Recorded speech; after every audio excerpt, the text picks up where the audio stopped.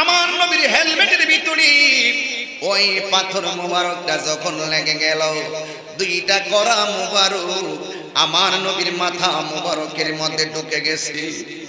আমার নবীর মাথা মুবারক থেকে রক্ত মুবারক ঝরতে ঝরতে ঝরতে ঝরতে দাড়ি মুবারকের মাথায় আসলো। যেই মাত্র আসলো, আমার আল্লাহ ডাক দিয়ে বলে, ও জিবরাইল, আমার নবীর মাথা মুবারকের মধ্যে পাথর মেরেছে।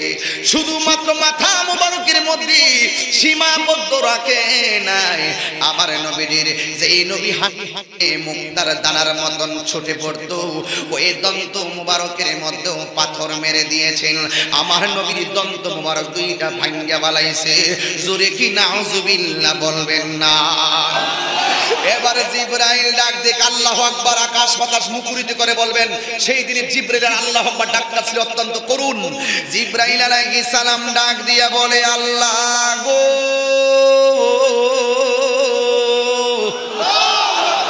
ও আল্লাহ, তোমার নবীরে তো তুমি কালিমুল্লাহ বলো নাই, তোমার নবীরে তো তুমি নাজিউল্লাহ বলে নাই, তোমার নবীরে তো তুমি খলিলুল্লাহ বলো নাই।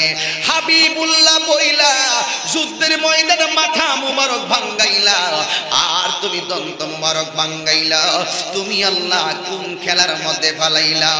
এবার আল্লাহ ডাক দিয়ে জিবরাইল, আমার বন্ধু নবী রক্ত মুবারক দাড়ি মুবারকের মধ্যে চল চল করে রে, আর দেরি করিস না, তাড়াতাড়ি যাইয়া আমার বন্ধু নবীর রক্ত মুবারক গুলো তোর হাতের মধ্যে নিয়ে আনে।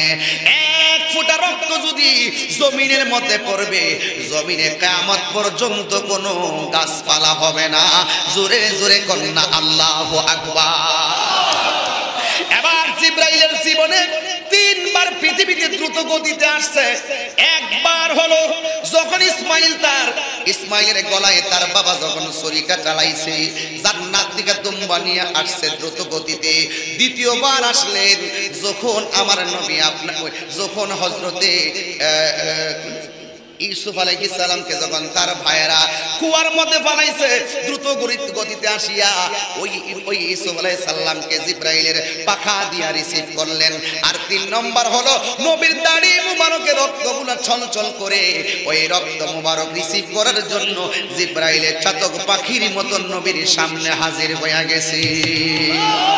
এবার আমার জিবরাইলে ডাক দিয়া বলে, আল্লাহ গো, ও আল্লাহ, তোমার বন্ধু নবীরে তারা পাথর মারতেছে, আপনি আল্লাহ আমারে একবার অর্ডার দেন, আমি তাদেরকে উহুদ পাহাড়ে চাপা দিয়া মাইরা ফেলাই। আল্লাহ ডাক দিয়া কই, জিবরাইল, আমার কিছু করার নাই, আমার বন্ধু যদি একবার বলে আমি আল্লাহ সবাইরে শেষ কইরা বালামু, তবে আমার বন্ধু নবীরে জিজ্ঞাসা করো কি বলতে চায়। এবার জিবরাইল আলাইহিস সালাম আমার নবীরে ডাক দিয়া বলে, ইয়া রাসূলুল্লাহ, নবীজি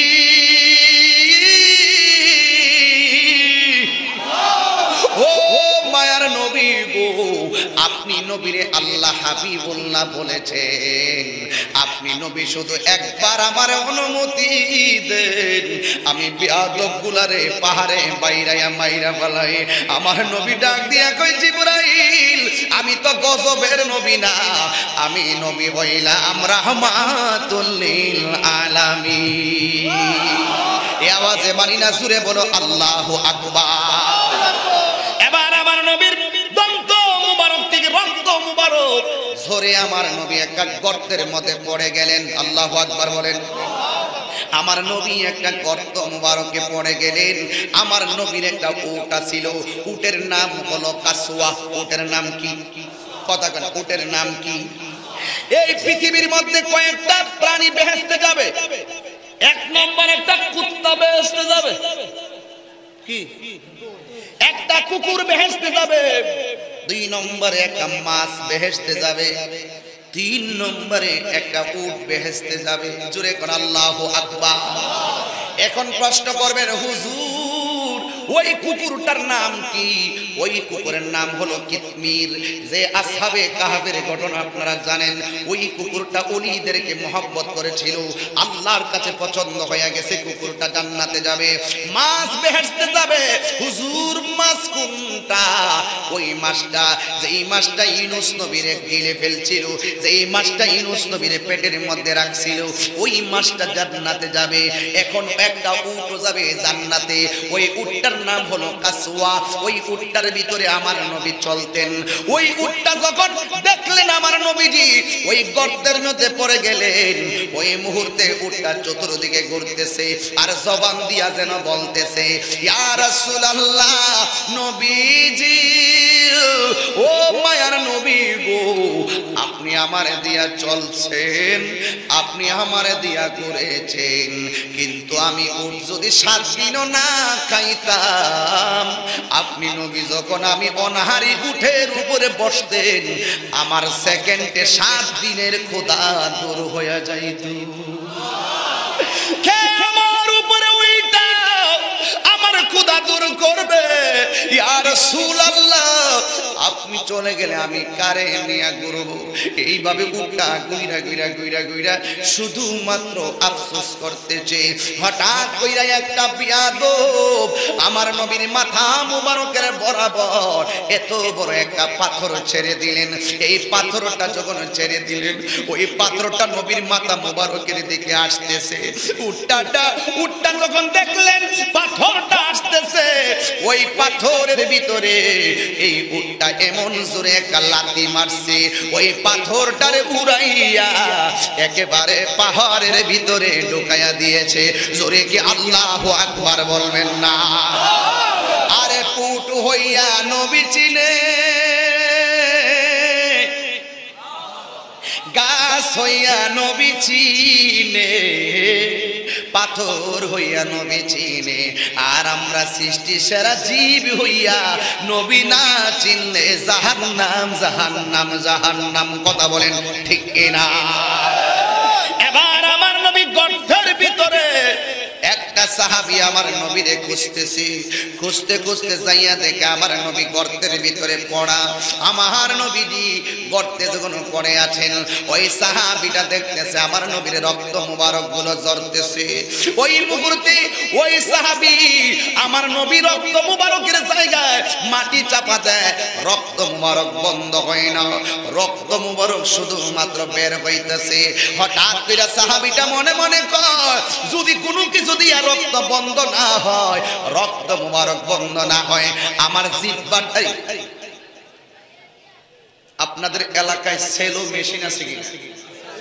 সেলো মেশিন বুঝেননি? সেলো মেশিন পানি দিয়ে খেতে, ধান খেতে পানি দেয়, ধান খেতে যখন পানি দেয় তখন কিন্তু ড্রেন করে, এই ড্রেন দিয়ে দিয়া পানি যায়।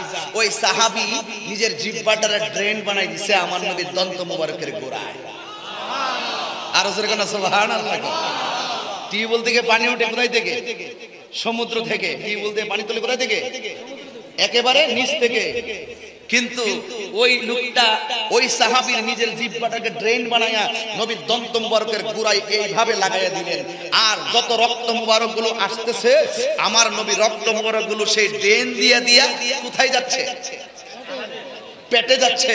আমার রাসূল একটু পরে ডাক, ওই সাহাবী বলেন, খোদা কি কসম, আমার রাসূলের কাছে আমি অনেকক্ষণ ঘন্টার পর ঘন্টা পড়েছিলাম, দন্ত মুবারকের কাছে আমি জিহ্বা মুবারক লাগিয়ে রেখেছিলাম, কিন্তু খোদার কসম করে বলি আমার নবী ব্যথার জন্য একটা সেকেন্ডের জন্য উফ করে নাই। শুধুমাত্র আমার নবী সেকেন্ডের পর সেকেন্ড জবান দিয়া শুধুমাত্র উম্মতি উম্মতি বলে কাঁদতেছেন। আর আল্লাহু আকবার বলে। এবার রক্ত মুবারক গুলো চুষে চুষে তিনি খেয়ে নিচ্ছেন। আমার রাসূল ডাক দিয়ে কয়, এই পাগলা তুমি কি করো? ইয়া রাসূলুল্লাহ, আমি আপনার রক্ত মুবারক গুলো খেয়ে নিচ্ছি। আমার রাসূল ডাক দিয়ে কয়, তুমি তো রক্ত মুবারক পান করলা না, তোমার জন্য জাহান্নামের আগুন হারাম হয়ে গেছে। আর আল্লাহু আকবার বলেন। এবার ওই দিক দিয়ে দেখবেন একটা ভাইরাস ছড়াইয়া দিছে, এক বিয়াদবরা ভাইরাস ছড়াইছে, কুতিলা মুহাম্মদ, নবীজিকে মেরে ফেলা হয়েছে। নাউজুবিল্লাহ। মাঝে মাঝে আপনাদের এলাকায় দেখবেন খবর আসবে তাহিরিরে মাইরা ফেলাইছে। গতকাল দেখলাম এক ইউটিউবের ভিতরে বলবো? গতকাল দেখলাম ইউটিউবের ভিতরে একজনে আমার একটা বয়ান ছাড়ছে, বয়ান ছাইরা উপরে লেখছে, থাম্বনেলের মধ্যে লেখছে তাহির সাহেবের ফাঁসি। আচ্ছা, এইটা কি দেওয়া ঠিক আছে? এগুলা কিন্তু করেন না বাবা, যারা মিডিয়া আছেন এই সমস্ত উল্টাপাল্টা থাম্বনেল তুমি লিখেন না। আবার লেখছে আমার সামনে যে জেল দিয়া, জেলের সিনারি দিয়া ভিতরে ঢুকাই তাহির সাহেব এই মাত্র গ্রেফতার। মানে এরকম লেখে না ইউটিউবের ভিতরে, উপরের ছবিটাতে লেখে আকর্ষণীয় করার জন্য। এরা মনে করে যে এরকম লেখা দিলে তাদের সাবস্ক্রাইবার বাড়বে, একটু ইনকামের দান্দা রইবে। বাবা, যেটা রিয়েল এই লেখেন, কথা কোন ঠিক কিনা বলেন? তো এই জন্য উপরে লিখে তাহির সাহেবের ফাঁসি, তাহির সাহেবের গ্রেফতার, এই মাত্র তাহির সাহেবের মরে গেছে গা। এক বেচারা আমার কয় হুজুর আপনি বলে মরে গেছেন গে, মানে ফোন দিছে আর কি, বাজান আপনারা নাকি মেরে লিছে, মেরে লিছে তো খবর হবে বাদ খাইতেছে। আমি তখন বাসায় ভাত খাই আর কি কম, পাবলিক আমার সাথে কথা ক আবার কামড়ে বলে মেরে নিচ্ছে। তো এই জন্য কিছু কিছু ভাইরাস আছে, এটা নতুন না বাবা, এটা পুরান। যখন নবীজি উহুদের ময়দানে আহত হয়েছিল তখন তার একটা ভাইরাস ছড়াই দিচ্ছে, কুতিলা মুহাম্মদ, নবীকে মেরে ফেলা হয়েছে। এর মানে হলো সাহাবাদের মনোমানসিকতাকে দুর্বল করার জন্য একটা অপপ্রচার। আমার দেশে গুজব আছে না, কথা কয় গুজব আছে না? কয়েকদিন আগে হয়েছে না পদ্মা সেতুর মধ্যে মাথা লাগবে কইছে না? এটা কি সত্য না গুজব? এই সমস্ত গুজবে কান দিবেন না, কথা কন ঠিক কিনা বলো? এগুলা গুজব, অনেক সময় এমন গুজব উঠবে একবারে দেশ শেষ হয়ে যেতেছে, এই সমস্ত গুজবে কান দিবেন না। এই গুজব নতুন না, এটা 1450 বছর আগে গুজবটা ছিল ভাবমূর্তিকে নষ্ট করার জন্য, কথা বলেন ঠিক কিনা? এই জন্য কুতিলা মুহাম্মদ, নবীকে মেরে ফেলা হয়েছে। তখন একটা মহিলা এমন দৌড় দিছে, ওই মহিলার নাম হলো নুসেবা। তার শাড়ি কাপড়টা পিছন দিক দিয়া আঁচলটা খেসরাই ছিল। আর একটা লোক এসে ডাক দেখে, এই নুসেবা তুমি যাও কোথায়? নুসেবা ডাক দিয়ে কয় আমি যুদ্ধের ময়দানে যাচ্ছি। এবার একটা লোকে ডাক দিয়ে কয় যুদ্ধের ময়দানে গিয়ে লাভ নেই, তোমার স্বামীকে ওরা মেরে ফেলেছে। আচ্ছা, কোন স্ত্রী যদি শুনে তার স্বামীকে মেরে ফেলেছে, তার মনে কষ্ট লাগবে না ভাই? কিন্তু ওই মহিলার মনে চুল পরিমাণ কষ্ট লাগে নাই। মহিলা আরো সামনে দৌড় দিলেন। সামনে যাওয়ার পরে হঠাৎ করে আরেক দল সাহাবী বলেন, এই মহিলা নুসেবা তুমি কোথায় যাচ্ছ? কই আমি যুদ্ধের ময়দানে যাচ্ছি। কই শুধুমাত্র তোমার স্বামীকে তারা মারে নাই, তোমার আদরের যে দুইটা সন্তান ছিল এই দুইটা সন্তানকেও তারা মেরে ফেলেছে। এই মুহূর্তে যদি কাহারো সন্তানের ইন্তেকালের খবর শোনেন কেউ, আপনার কি বসে থাকবেন ভাই? কথা কেন বসে থাকবেন? কেন থাকবেন না বলেন তো? সন্তানের প্রতি মা বাবার একটা মায়া আছে না নাই? জোরে আছে না নাই? এই মায়াটা সবাই বোঝেন না। যে মা সন্তান হারায় ওই মা সন্তান হারা ব্যথা বোঝে, আর যেই সন্তান মা হারায় এই সন্তান মা হারা ব্যথা বোঝে। আজকে এখানে অনেক মানুষ আছেন আপনাদের মা দুনিয়াতে নাই, আছে না নাই? আজকে যাদের মা দুনিয়াতে নাই ওরা কালকে কাকে গিয়ে মা বলে ডাক, আজকে রাত্রে কাকে মা বলে ডাক দিবে? এই জন্য যাদের মা বেঁচে আছে আপনারা বলুন, মাকে কি কষ্ট দিবেন না ভালোবাসবেন? কথা কনে কষ্ট দিবেন না ভালোবাসবেন? যেমন আমি আমার মায়ের কথা 5 বার বলি, 5 মিনিট হইলেও বলি। কেন জানেন? আমি দেখেছি মায়ের দোয়ায় সন্তান অনেক উপকার হয়, কথা কন ঠিক কিনা? মা বাবার দোয়া আল্লাহ ফিরাই দেয় না। আমার বিরুদ্ধে যখন মামলা হয়েছিল তখন রাত্র বাজে 1টা, আমি মামলা হয়েছে শুনেছি, এনটিভির সাংবাদিক ফোন করছে। আমি ভাবছি যে পরের দিন যাবো। আম্মা রাত্রে 1টার সময় কয় তোর বিরুদ্ধে মামলা হয়েছে, জবাব তো দিতে হবে, জবাব না দিলে তো তাদের মিথ্যাটাও সত্য হয়ে যাবে, তুমি তাড়াতাড়ি এখনই ঢাকা চলে যাও। আমি বললাম যে রাত্রে 1টা বাজে, বৃষ্টি পরে যাবো কিভাবে? আম্মা বলে আমি বলছি তুমি এখন যাও, তুমি যাবে ঢাকায় আর আমি মা থাকবো নামাজের মুসল্লায়। আমার সবচাইতে বড় শক্তি আমার মায়ের নামাজের মুসল্লায়। এই জন্য আমি আপনাদেরকে অনুরোধ করে বলবো, জীবনে যদি জিরো থেকে হিরো হতে চাও, দুইটা মানুষকে কখনো চোখের পানি ফেলে কান্দায়ও না। একটা হলো তোমার মা, আর একটা হলো তোমার বাবা। খোদা কি কসম, আমার যতদিন মামলা চলছিল, 1 দিন 2 দিন 3 দিন, 1 তারিখ 2 তারিখ 3 তারিখ 3 দিন পর্যন্ত আমার আম্মা পানি পান করে রোজা রেখেছিল। এটা হলো আমি তাহিরের মায়ের ইতিহাস। এই জন্য আমি বলবো, মা একটা জ্বলন্ত ইতিহাস, মা একটা আশীর্বাদের সেন্টার, মা একটা ভালোবাসার স্থান। কথা বলেন ঠিক না বেঠে? আজকে পুলিশ প্রশাসন এখানে আছেন, আজকে যদি কচুয়ায় কোনো ঝগড়া হয়, পৃথিবীর মধ্যে যদি ওনাদের জন্য যদি কেউ সর্বপ্রথম মিস করে এবং দোয়া করে হাত তোলে, অন্য কেউ দোয়া করবে না। যখনই একটা মানুষ শুনবে কচুয়ায় ঝগড়া হচ্ছে, ওই মানুষটার অন্তরে নাড়া দিয়ে উঠবে, কচুয়ায় থানায় তো আমার সন্তান থাকে, না জানে আমার সন্তান কেমন আছে। ওনাদের জন্য ওই মানুষটা চোখের পানি ফেলে কান্না করে দোয়া করে। আপনারা বলুন, ওই মায়ের দোয়া সন্তানের জন্য কাজে লাগে কি লাগে না? এই সমান বলে লাগে কি লাগে না? আজকে ঐতিহ্যবাহী স্কুল মাঠ, এই দরবেশগঞ্জ হাই স্কুল মাঠের এই হাই স্কুলে অনেক ছেলে আছে, অনেক মেয়ে আছে। আমি ছাত্র ছাত্রীদেরকে আমি আমার পক্ষ থেকে একটি মেসেজ দিয়ে যাব, হে সন্তান, তুমি যদি সুশিক্ষায় শিক্ষিত হয়ে দেশ এবং জাতির খেদমত করতে চাও, আল্লাহ এবং রাসূলকে যদি রাজি করতে চাও, দুইটা মানুষকে কখনো ঠকাইও না। কোনো ওই দুইটা মানুষকে কখনো মিথ্যা বলিও না যে আমার 10,000 টাকা লাগবে, অথচ টাকা লাগে না 1200।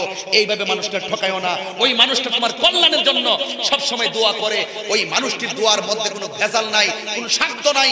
জবান খুলে বলেন মানুষটার নাম কি? আওয়াজে তো আসতে হল করে, মানুষটার নাম কি? মানুষটার নাম কি? ওই মাকে কষ্ট দিয়ে আমি তাহিরি ওয়াজ শোনার জন্য বৃষ্টিতে ভিজবেন, আপনার মতো সন্তান আমার প্রয়োজন নেই। আমি মনে করব ওই সন্তানটাকে আমি ওই সন্তানের স্যান্ডেল আমার গলায় মালা বানাইতে রাজি আছি, যে এই সন্তান তার মা বাপকে ভালোবাসে। কথা বলেন ঠিক কিনা? এটা হলো আমি আজকে তাহিরির মেসেজ। ওই দুইটা মানুষকে কান্দায় না। আমার মাদেরকে বলবো, মা, আপনার সন্তানকে যদি আল্লাহর ওলি বানাতে চান, আপনাকে পর্দা করতে হবে। একটা সন্তান, মায়ের প্রতি 4টা অধিকার আছে। 1 নম্বর অধিকার, সন্তানের সুন্দর একটি নাম রাখতে হবে। 2 নম্বর অধিকার, তাকে সুন্নতে খাতনা করতে হবে। 3 নম্বর দ্বীনি ইলম শিক্ষা দিতে হবে। 4 নম্বর উপযুক্ত হলে বিয়ে দিতে হবে। এটা হলো মায়ের অধিকার সন্তানের প্রতি। কথা ঠিক কিনা? আর সন্তানের অধিকার হলো মা বাবার সাথে সৎ ব্যবহার করতে হবে, জানে এবং মানে। আপনারা একটু বলুন তো, মা বাবার সঙ্গে সৎ ব্যবহার আমরা চাই কি চাই না?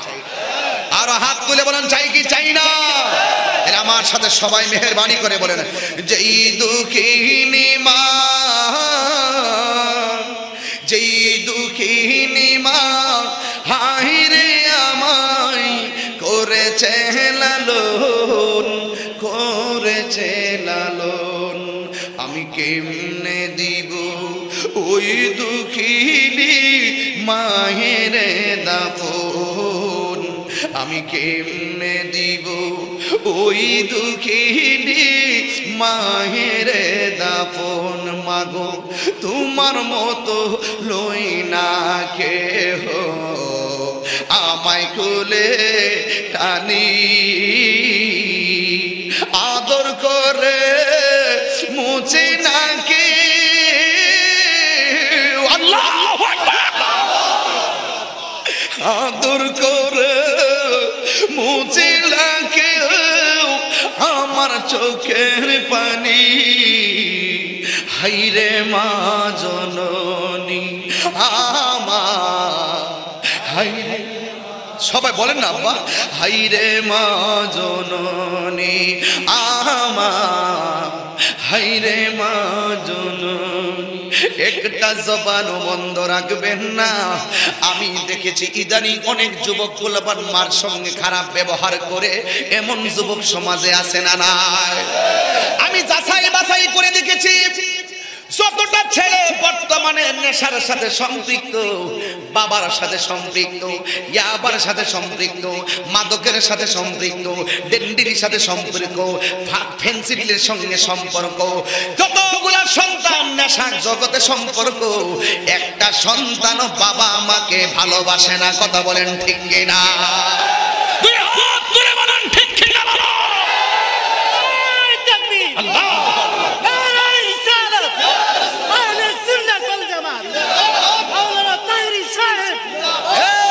কচুয়ার মানুষ, মদ কি চলবে না? বন্ধ হবে।